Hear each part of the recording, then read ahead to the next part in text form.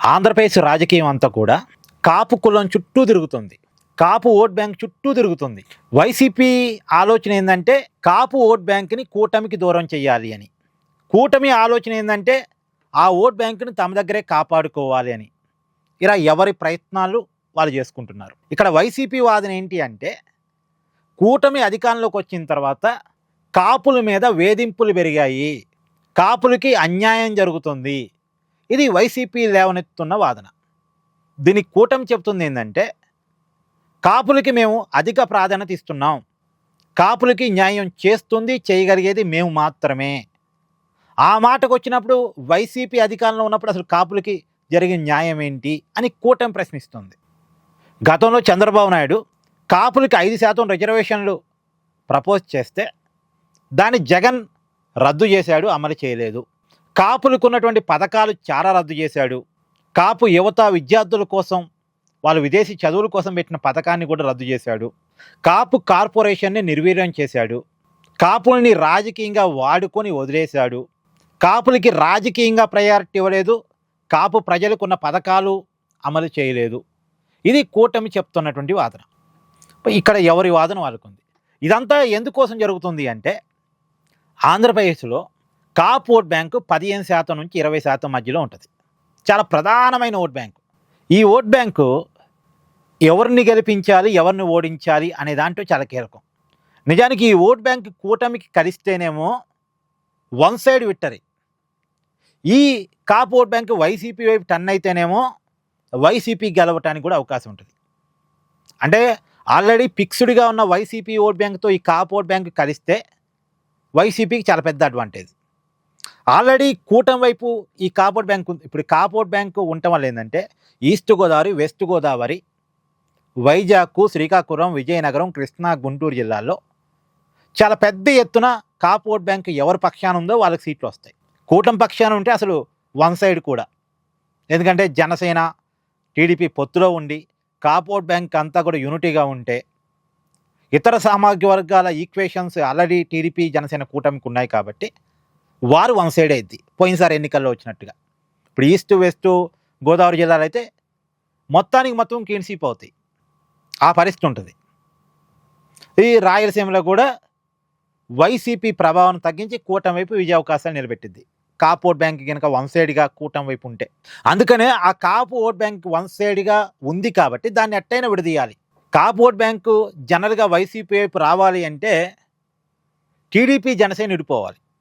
ఆ విడిపోయినప్పుడు ఆ కాపు vote bank Pawan Kalyan వెనక కొంత పడ్డా, కొంత వైసీపీ వైపు పడ్డా, లేదా కొంత టీడీపీ వైపు పడ్డా, ఆ కాపు ఓట్ బ్యాంకు యూనిటీగా లేకుండా చీలికలు పేలికలు అయితే అది వైసీపీకి పొలిటికల్గా లాభం అవుతుంది. ఇప్పుడు వైసీపీ గెలుపోటమి ఈ కాపుల మీద ఆధారపడి ఉంది.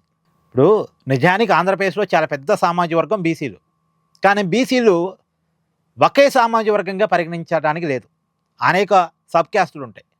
వాళ్ళంతా ఒకే తాటి మీద ఒకే మాట మీద ఉండటానికి కొద్ది కష్టం. డిఫరెంట్ సబ్ క్యాస్టులు ఉండటం వల్ల అనేక ఉప సామాజిక వర్గాల యూనిట్ బీసీలు కాబట్టి అది కొద్దిగా బీసీలంతా ఒకే పార్టీ వైపు ఒకే మాట మీద ఉండడం కొద్ది కష్టం. అదే ఓసీలు అనుకోండి, ఇప్పుడు కమ్మలు 5%, మోస్ట్లీ ఎక్కువ శాతం టీడీపీ వైపు ఉంటారు. రెడ్డిలు 8% ఉన్నారు ఆంధ్రప్రదేశ్లో, వాళ్ళు మోస్ట్లీ ఎక్కువ వైసీపీ వైపు ఉంటారు. సరే పోయినసారి ఎన్నికల్లో వాళ్ళు కూడా కొంత కూటమి వైపు వచ్చారు, కానీ మోస్ట్లీ వాళ్ళు కొంత వైసీపీ వైపు ఉంటారు, వాళ్ళకి 8%. కానీ ఈ ఓసీల్లో కమ్మ, రెడ్డి వీళ్ళు చాలా తక్కువ భాగమే. ఒకళ్ళు 5%, ఇంకొకరు 8%. వీళ్ళతో పోలిస్తే కాపులు 3 రెట్లు ఎక్కువ. కమ్మలతో పోల్చినప్పుడు 3 రెట్లు ఎక్కువ, రెడ్డిలతో పోల్చినప్పుడు దాదాపు 2.5 రెట్లు ఎక్కువ. కాబట్టి ఈ కాపు సామాజిక వర్గం ఓట్లు ఎవరికైనా అవసరం. గెలవాలనుకునే వాళ్ళకి అవసరం, అధికారం కావాలనుకునే వాళ్ళకి అవసరం. వీళ్ళు జనసేన పొత్తు వల్ల కూటమి వైపు ఉన్నారు. ఆల్రెడీ ఈ కాపు ఓట్ బ్యాంక్లో టీడీపీ ఫాలోవర్స్ ఉంటారు, వైసీపీ ఫాలోవర్స్ ఉంటారు, మోస్ట్లీ జనసేన ఫాలోవర్స్ ఉంటారు. అంటే ఒక సామాజిక వర్గంతో ఒకే పార్టీతో ఉందని ఎప్పుడూ అనుకోలేం. కొంత అటు ఉంటుంది, కొంత ఇటు ఉంటుంది. కానీ మేజర్గా జనసేన వెనకాల ఉంది, పవన్ కళ్యాణ్ వైపు ఉంది. పవన్ కళ్యాణ్ వైపు ఉండటానికి ఉన్న కారణం ఏంటంటే వాళ్ళ ఐకానిక్ లీడర్. వాళ్ళకి ఏంటంటే వాళ్ళకు రాజకీయ పెద్ద కావాలి, ఒక రాజకీయ అధికారం కావాలి. వాళ్ళ వైపు నుంచి ఒక బిగ్గెస్ట్ లీడర్ రాలేదు. ఒకప్పుడు వంగవీటి రంగా గారు వచ్చారు, ఆయన చనిపోయారు. ఆయన మరణం ఇప్పటికీ ఒక కాంట్రవర్సీ. ఆ తర్వాత మళ్ళీ ముద్రగడ పద్మనాభం వచ్చారుగా నిలదొక్కుకోలేకపోయారు. మధ్యలో హర్రామ్ జోగే లాంటి వాళ్ళు ఎదగాలని ప్రయత్నం చేసినా అది ఒక స్థాయి వరకు అయితే ఆగిపోయారు. ఇప్పుడు వాళ్ళు ఒక ఐకానిక్ లీడర్గా పవన్ కళ్యాణ్ కనపడుతున్నారు. మధ్యలో చిరంజీవి గారు వచ్చారు, కానీ చిరంజీవి గారు ఏమో మొత్తానికి ఆయన స్టాండ్ బై కాలేదు. ఆయనతో కూడా మొదట్లో కాపులంతా వన్ సైడ్ కాలేదు. మొత్తానికి ఆయన కూడా రాజకీయంగా ఎక్కువ కాలం నిలబడలేదు. ఆ పార్టీని కాంగ్రెస్ పార్టీని మెర్జ్ చేశారు. సో ఇప్పుడు పవన్ కళ్యాణ్ వాళ్ళకు ఒక ఐకానిక్గా కనపడుతున్నారు. అందుకనే పవన్ కళ్యాణ్ వెనకాల వాళ్ళు నిలబడ్డారు. పవన్ కళ్యాణ్ కూటమితో నిలబడ్డాడు. దానివల్ల కాపు ఓట్ బ్యాంకు కూటమితోనే నిలబడింది. కూటమితో నిలబడటం వల్ల పోయినసారి వారు వన్ సైడ్ అయింది. ఇప్పుడు కులాల ఆధారంగా మాట్లాడతారు ఏంటి అంటే, ఎంత అవునన్నా కాదన్నా ఒక నిజం ఏంటంటే, ఆంధ్రప్రదేశ్లో కులాల ఈక్వేషన్ చాలా అవసరం. కులాల ప్రాతిపదిక అనేది ఆంధ్రప్రదేశ్లో ఉంది. అది దురదృష్టకరమైనప్పటికీ ఉంది. కొన్ని కులాలు మెజారిటీగా ఒకే పార్టీతో టైఅప్ అయి నడుస్తున్నటువంటి మాట వాస్తవం.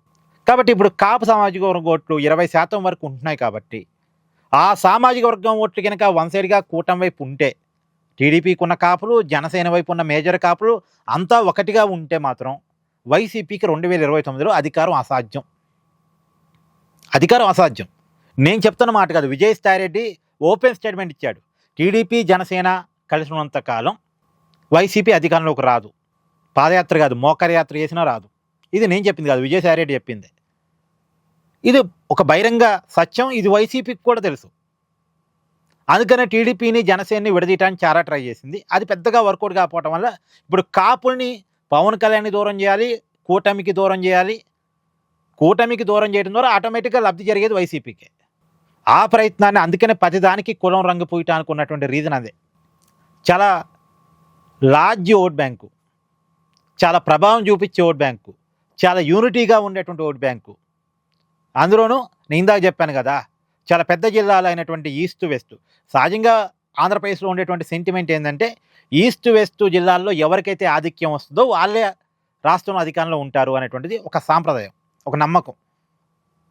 ఆ నమ్మకం ప్రకారం కాపులు మిగతా సామాజిక వర్గాల కలయికతో ఏ పార్టీ వైపు ఉంటారో వాళ్ళకే ఎక్కువ ఆధిక్యం వస్తుంది. వీళ్ళు కూటమితో ఉన్నారు కాబట్టి ఇప్పుడు కూటమికే ఆధిక్యం వస్తుంది. కూటమి నుంచి ఆ ఓట్ బ్యాంకును దూరం చేయకపోతే 2029లో కూడా కూటమికి అధికారాన్ని దూరం చేయడం సాధ్యం కాదు. ఆ క్లారిటీ వైసీపీకి ఉంది. అందుకనే చిన్నదానికి పెద్దదానికి, అయిన దానికి కాని దానికి కులాన్ని తెర ముందు తీసుకొచ్చే ప్రయత్నం చేస్తుంది. అందులో భాగమే. బట్ వైసీపీ చేసే రాజకీయం ఏ మేరకు వర్కౌట్ అయ్యిద్ది? ఇప్పుడు అంబటి రాంబాబును ఉన్న పలానా కాపు నాయకుడిగా చిత్రీకరించే ప్రయత్నం చేస్తే వర్కౌట్ అయిద్దా? అది కొంత అయ్యే పని కాదు, అంత ఇది అయితే కాదు. కానీ వైసీపీ మాత్రం ప్రయత్నాలు గట్టిగా చేసుకుంటుంది. బట్ అది వర్కౌట్ అవుద్దని నేను అనుకోవట్లేదు ఇప్పటికీ. చూడాలి రాబోయే కాలంలో. ఇక్కడ మీ అభిప్రాయాన్ని కూడా కామెంట్ చేయండి. Please do like, share and subscribe this channel.